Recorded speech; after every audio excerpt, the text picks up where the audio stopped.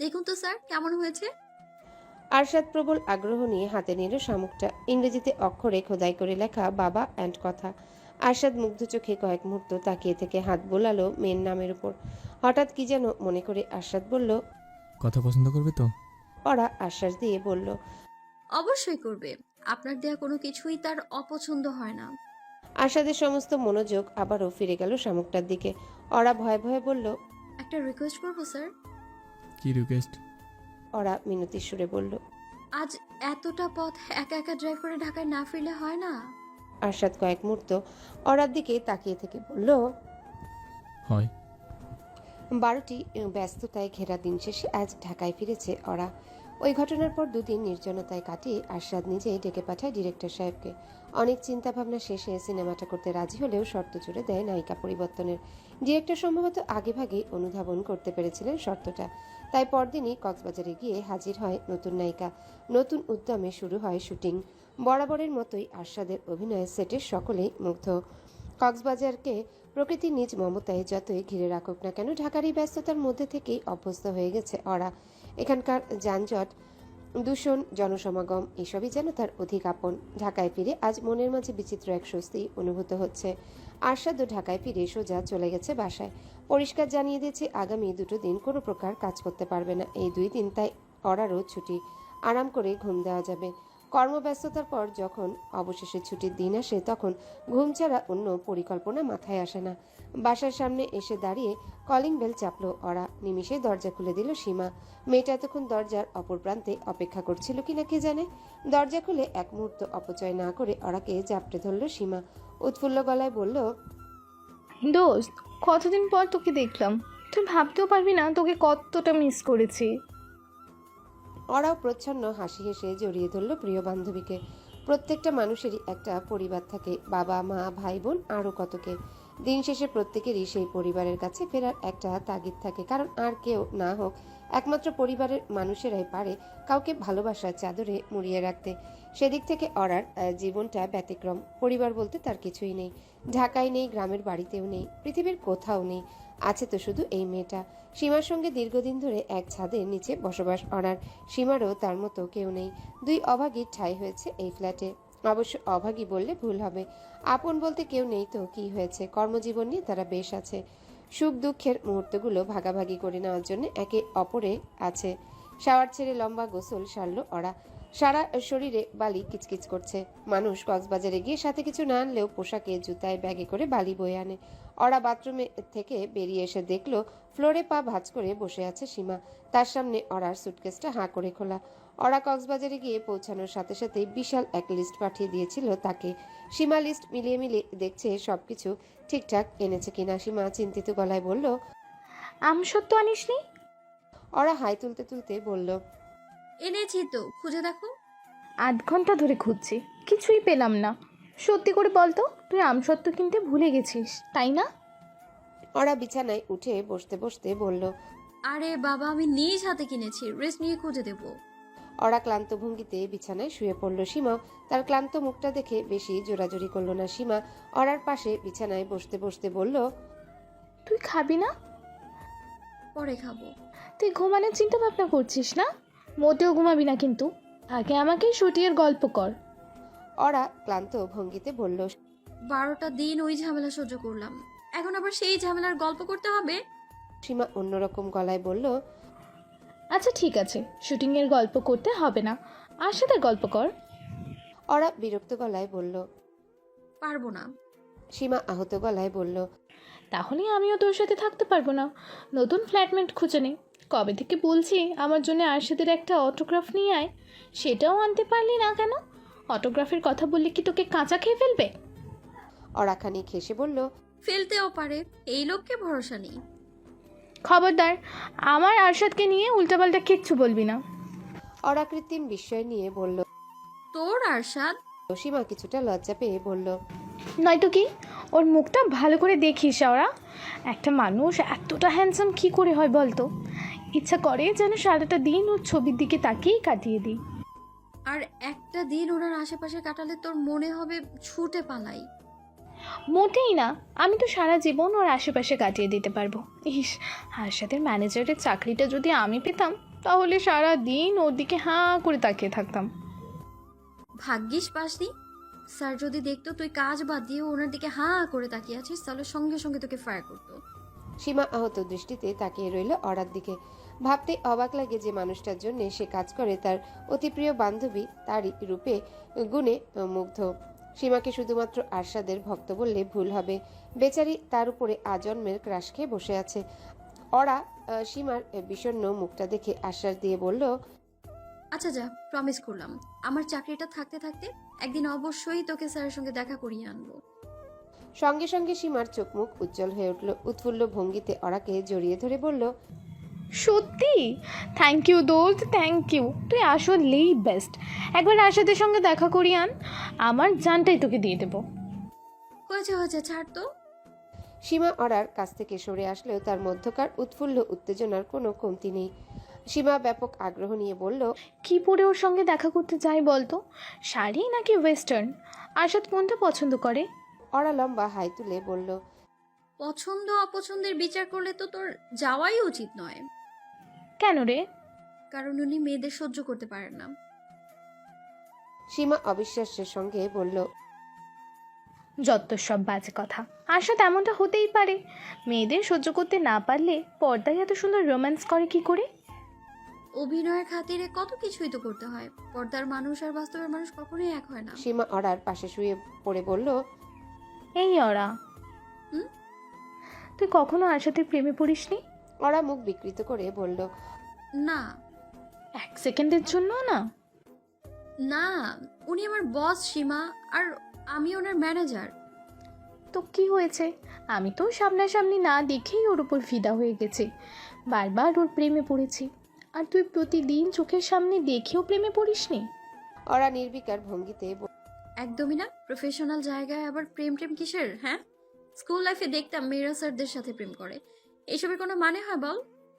আরে বাবা, স্কুলের টিচারের প্রেমে পড়া আলাদা কথা, আর তুই যার জন্য কাজ করিস সে হলো সুপারস্টার আরশাদ হক। তবুও প্রেমে পড়িনি। বলল। সীমা হতাশ গলায় বলল, তোর মতো রসকসহীন মেয়ে আমি জন্মেও দেখিনি বাবা। এমন একটা ছেলের প্রেমে পড়ে সারা জীবন কাটিয়ে দেওয়া যায়? আমি তো ভেবেই পাই না ওই বোকা মেয়েটা ওকে ছেড়ে গেল কেন। দীর্ঘশ্বাস ফেলল অরা।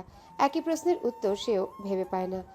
অরা তার ম্যানেজার হিসেবে যোগ দেওয়ার 8 মাসের মাথায় আচমকা একদিন আরশাদ ফোন দিয়ে বলল, ওরা ডিভোর্স লেটার ঠিক করো, নৌশিনীর সঙ্গে আমার ডিভোর্স হয়ে যাচ্ছে। হঠাৎ করে কি এমন হলো যে এত বড় একটা সিদ্ধান্তে এসে পৌঁছালো? ইন্ডাস্ট্রির সব থেকে সুখী দম্পতির তাদের ডিভোর্সে ওরা যতটা অবাক হয়েছে তার থেকেও 1000 গুণ বেশি অবাক হয়েছে তাদের ভক্তমহল। তাদের ডিভোর্সটা আজও রহস্যই রয়ে গেল। দুজনের কেউই মিডিয়ার সামনে কোনোদিনও মুখ খুলে বলেনি প্রকৃত কারণ। বহু গুঞ্জন উড়ে এলেও তার সত্যতা সম্পর্কে সকলে সন্দিহান। সীমা উদ্বিগ্ন গলায় বলল, সবাই তো বলে আরশাদের দোষেই ডিভোর্স হয়েছে। ও নাকি নওশিনকে ধোকা দিয়েছে, কোন এক মডেলের সাথে নাকি অ্যাফেয়ার ছিল। আসলেই কি তাই? আমি জানি না সীমা, অন্তত আমি স্যারকে কোনোদিনও কোনো মডেলের সঙ্গে দেখিনি। আর তাছাড়া কি? আমার মনে হয় না স্যার এমনটা করতে পারেন। উনি বদমেজাজি, রেগে গেলে কোনো প্রকার হুঁশ থাকে না তার। তবু ভেতরে ভেতরে উনি ভালো একটা মানুষ। এমন কাজ করবে বলে মনে হয় না আমার। তুই কখনো জিজ্ঞেস করিসনি কি জিজ্ঞেস করব? ডিভোর্স কেন হলো? ওরা ভ্রুকুচকে বলল, বোকার মতো কথা বলবি না তো সীমা। এত পার্সোনাল একটা প্রশ্ন আমি বসকে করব? ও মা, করলে সমস্যা কোথায়? তুই দিন রাত তার জন্য খেটে মরছিস, আর তোর সামান্য প্রশ্নের উত্তর সে দিতে পারবে না? বাজে কথা বন্ধ কর তো সীমা। কানের কাছে ভেজর ভেজর না করে আমায় রেস্ট নিতে দে। সীমা ব্যথিত গলায় বলল, আমারও শখ নেই তোর সঙ্গে ভেজের ভেজের করার। আমার কি কাজের অভাব পড়েছে? সত্যি সীমার কাজের অভাব পড়েনি। বাংলাদেশে বসে সে বিদেশের বড় বড় কোম্পানির জন্য কাজ করছে। সফটওয়্যার ডিজাইন আর প্রোগ্রামিং করে আয় করছে ডলারে। আর এসবই হচ্ছে ঘরের বাইরে পা না রেখে। সীমা একজন ফ্রিল্যান্সার। ওরা এবং সীমা দুজনেই অর্থনৈতিকভাবে স্বাবলম্বী। তবে মজার ব্যাপার, এদের কারোরই শিক্ষা জীবন শেষ হয়নি।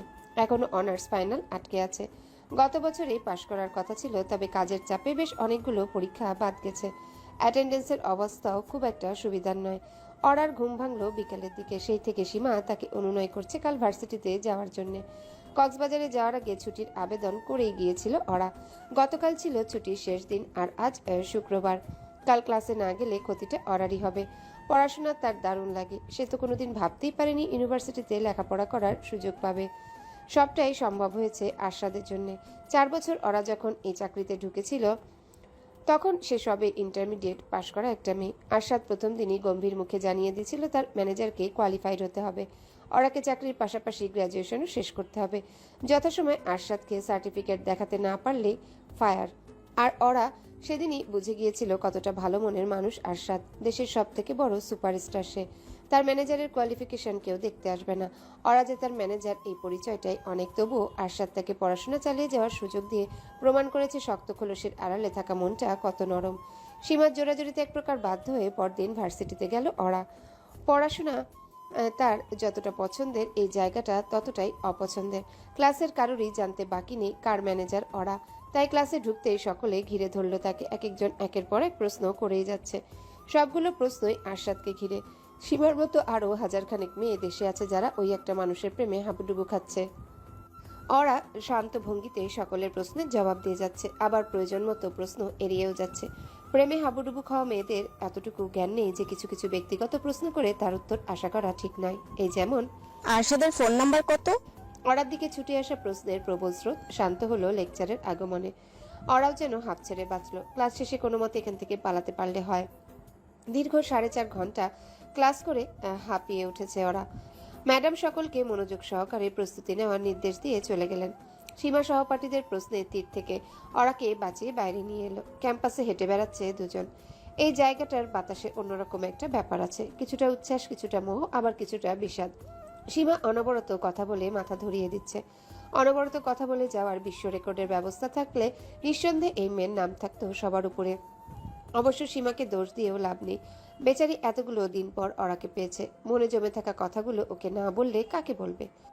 ওরা হঠাৎ একটা পরিচিত কণ্ঠস্বর শুনে থমকে দাঁড়ালো তারা। পেছনে ফিরে তাকাতেই চোখে পড়ল সাবেরের মুখটা।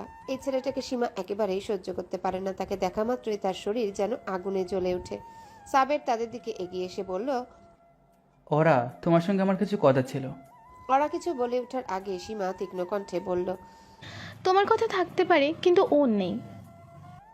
আমি তোমার সাথে কথা বলছি না। সীমা রাগী কণ্ঠে বলল, কিন্তু আমি তোমার সাথেই কথা বলছি। তোমাকে বলেছিলাম না ওরা সামনে আসবে না? কত বড় সাহস! আবারও এসেছো ওর সঙ্গে কথা বলতে। এই ওরা, চল তো। ওরা শান্ত গলায় বলল। তুই তো রেগে যাচ্ছিস কেন সীমা? কথাই তো বলতে চেয়েছে। সীমা অবিশ্বাসের সঙ্গে বলল, তুই এখন এই বদটার সঙ্গে কথা বলবি? বল, আমি তোর সঙ্গে নেই, আমি গেলাম। একা একাই বাসায় ফিরে যাস, কেমন? ওরা বাধা দিয়ে কিছু একটা বলতে যাবে, তার আগেই হনহন করে ক্যাম্পাসের বাইরে বেরিয়ে গেল সীমা। অদ্ভুত একটা মেয়ে। সাবেরের জন্য সে এতটা ঘৃণা পুষে রেখেছে কেন কে জানে। ঘৃণা তো করা উচিত ওরার। ছোট্ট একটা নিঃশ্বাস গোপন করে ওরা বলল, কি ব্যাপার? সাবের থেমে থেমে বলল, তোমাকে একটা কথা বলবো। সেই কখন থেকে শুনছি কথা বলবে, বলো। সাবের ইতস্তত করে নিচু গলায় বলল। I am sorry.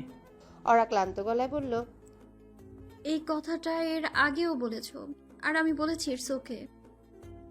ওই ঘটনা নিয়ে আমাদের মাঝে যে ভুল বোঝাবুঝি হয়েছিল। সাবেরকে থামিয়ে দিয়ে ওরা বলল, কোনো ভুল বোঝাবুঝি হয়নি তো। আমি নিজের চোখে দেখেছি আর নিজের কানে শুনেছি। আমি ভুল করে ফেলেছি। ওরা আমার ছোট্ট একটা ভুলের জন্য এত বড় একটা শাস্তি দিবে আমাকে? ভুলের আবার ছোট বড় হয় নাকি? ভুল তো ভুলই হয়। আসলে ভুলটা আমিই করেছি। আমারই উচিত হয়নি অন্ধের মতো কাউকে বিশ্বাস করা। তুমি আমাকে ঘৃণা করো, তাই না? না, ঘৃণা করলে তোমার সামনে দাঁড়িয়ে কথা বলতে পারতাম না। আর একটা সুযোগ কি তাহলে দেওয়া যায় না? বন্ধুত্বের অধিকারও আমার নেই? ওরা ক্ষীণ হেসে বলল, প্রত্যেকটা সম্পর্কের ভিত্তি কি জানো সাবের? বিশ্বাস। তুমি আমার বিশ্বাস ভেঙেছো। যে একবার আমার বিশ্বাস ভাঙে তাকে আমি দ্বিতীয়বার সুযোগ দিই না। আরেকটা কথা, এভাবে পথের মধ্যে আমার সঙ্গে কথা বলতে না এলেই খুশি হব আমি। বছর দুয়েক আগে সাবের ছেলেটা ওরার জীবনে এসেছিল আয়নার মতো। আয়না যেমন মানুষকে প্রকৃত সত্যের মুখোমুখি এনে দাঁড় করায়, ছেলেটাও তাই। ওরা সাবেরকে ভালোবাসেনি, প্রেমেও পড়েনি, কেবল বিশ্বাস করেছিল।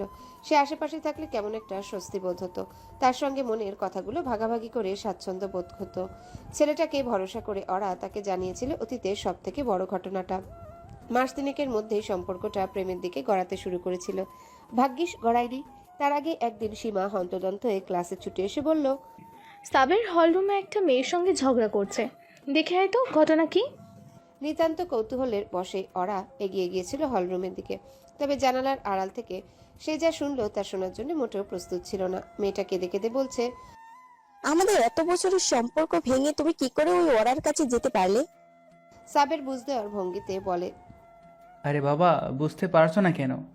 আমি কি কোনোদিন তোমার সঙ্গে সম্পর্ক ভাঙতে পারি? ওই ওরা কার ম্যানেজার জানো? নায়ক আরশাদ হকের। উচ্চ মহলের সঙ্গে ওদের ওঠা বসা। ওই মেয়েটা পঠিয়ে ভালো একটা চাকরি জোগাড় করতে পারলেই ওকে ছেড়ে দেব। তুমি প্লিজ কিছুদিনের জন্য এই অভিনয়টা সহ্য করে নাও। আমি তো তোমারই। সেদিনের পর থেকে ওরা বুঝে গিয়েছিল পৃথিবীতে অন্ধের মতো কাউকে বিশ্বাস করতে নেই। আমাদের আশেপাশে ভালো মানুষের মুখোশধারী এমন অনেকেই আছে যারা একটু সুযোগ পেলেই আমাদের কাছ থেকে সুবিধা গ্রহণ করতে চাইবে। রিকশায় উঠে বসতেই ওরার ফোন বেজে উঠল। ব্যাগ থেকে ফোনটা বের করতে দেখলো স্ক্রিনে মতিউরের নাম ভেসে উঠেছে। মতিউর আরশাদের বিশাল বাড়িটাকে সামলে রাখে। এই লোক এখন ফোন করছে কেন? সে কি জানে না আজ তার ছুটি? বহু অনিচ্ছা সত্ত্বেও ফোনটা রিসিভ করলো ওরা। অপর প্রান্ত থেকে ভেসে এলো মতিউরের উদ্বিগ্ন কণ্ঠস্বর।